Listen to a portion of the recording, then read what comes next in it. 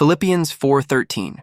12-year-old Marcus stood at the base of the rock wall, his helmet slightly askew and hands trembling just enough to betray his fear.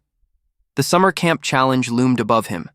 30 feet of jagged plastic grips, a buzzer at the top, and the watching eyes of every camper behind him.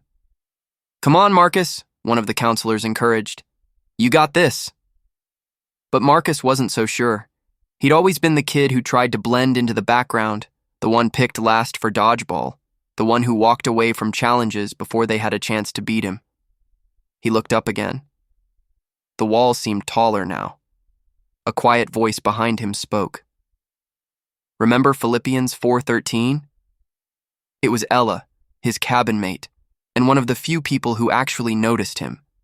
She smiled and held out her wrist. Around it was a faded bracelet with the verse printed in bold.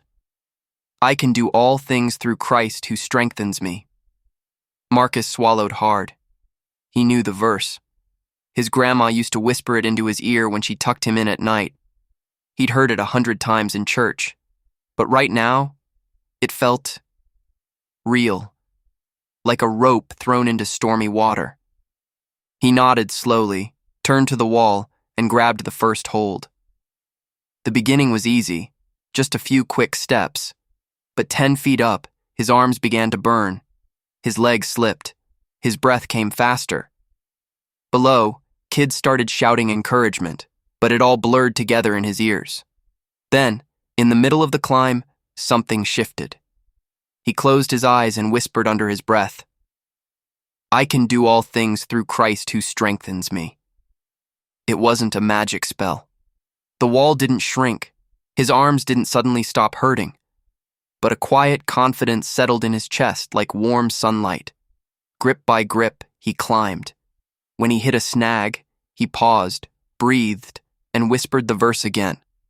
When he doubted, he imagined Grandma's voice, firm and loving. And then, he was there, at the top. He slapped the buzzer, and the sound echoed down like a victory cry.